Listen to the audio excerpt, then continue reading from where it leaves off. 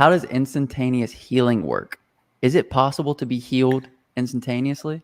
Oh, absolutely. I have been fortunate enough to play the role of the healer in that, and some of those are testimonials on the website. There was a young lady who needed a heart transplant, and she had things wrong with her. I never recognized. I'm like, what's this? I don't even know what these things are. She was explaining them. I mean, she was on her deathbed, and she testified to the fact in 10 seconds they were all gone. It's the absolute truth. 10 seconds.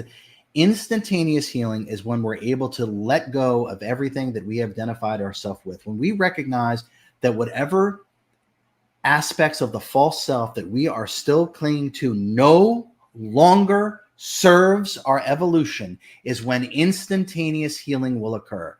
Did everyone hear what I just said? That's when it will happen. I've seen it happen and I've done it many times. Instantaneous healing is absolutely a fact of existence itself. It has to do with how we're choosing to transcend through the experience. But when we tangibly recognize, everybody, when we tangibly recognize that our ill health no longer serves our evolution and we are truly ready to leave it behind through non-identification with it, you will step into true health. And it can be literally in seconds. People use faith healings all the time. All the time. When they're deeply connected to something greater than themselves and they can tangibly feel it, faith can move mountains. Faith can remove any disharmonious energies within our subtle body and gross physical body of our energy. Instantaneous healing is part of what is, and therefore it is available to us. The question becomes, are we going to avail ourselves that? Or are we choosing to go through this arduous, slow, suffering path, which we can, which we absolutely can? Or are we ready to move past it? It's up to each individual. It's absolutely up to each individual. And I don't care what you've been told by some so-called expert. I don't care at all. I'm not interested in other people's opinions, and neither should you. Are you a consumer or are you a creator? And you as a creator, are you limited? Limited by what? By what? What it is that you buy into, like someone's opinion, right? When you let go and divorce yourself of that and you realize the truth that you are an unlimited creator, a divine fractal of God, you will realize that you can move into and move past anything you desire in that moment. If it's authentic and it's complete.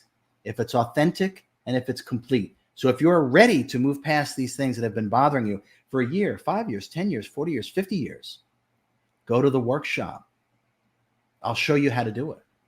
I hope you're enjoying the video. And if you are desirous of going deeper within yourself and deeper with me, make sure you check out my meditation masterclass. It is unlike anything. It's pinned in the comments below. I think you said, RJ, one time that you had to get to a place where you accepted dying or putting yourself back together. And until you reach that place, it's probably much harder to heal, right? Until you have that definitive, like, I'm ready for this to be it.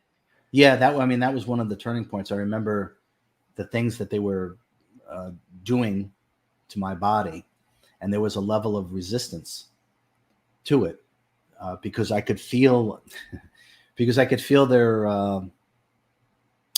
level of non-self-realization. I'll put it that way. So I could tell these weren't enlightened beings that were working on me, that wanted to cut me open and do all these things. But I also realized that I was ready to die. I had to allow myself. I had to surrender to the point where I was ready to let everything go, because that's the only way we can put ourselves back together properly. I had to surrender at the deepest levels. I had to put the sword down and the shield down completely. We talked about surrender before. There's a level of humility that is required for healing that is not taught to people. They're hanging on to the embedded nonsense about so-called knowledge and how it's supposed to be and how it should be. There's humility is required, especially for instantaneous healing, but really for any healing, because that's really the vanity of the egoic mind, and that's the false self. And you can't heal with what's inauthentic. So once we're ready to surrender completely, including ready to accept physical death, which is really just astral rebirth, and then astral death is physical rebirth. So it's just the cyclical nature. The key is to actually transcend both of those, the cyclical nature of both of those things, and then you can come and go as you please. But it's simply the total surrender. And once you realize that even through so-called death, that it doesn't really touch you, that's when you're ready. That's when you're ready to do the impossible, because now you're working with the true self directly.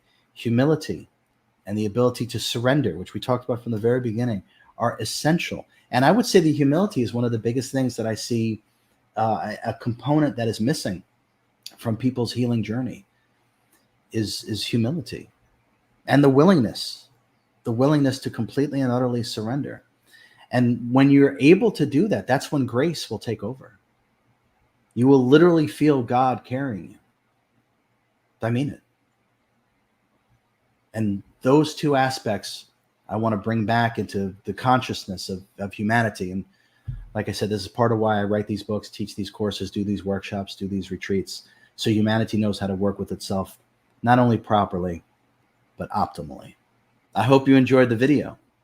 Now, if you are desirous of more of the real you and less of your conditioned, agitated mind, if you know that you can create a life that you're not leading right now, but you know you can, check out my meditation masterclass. It's pinned in the comments below.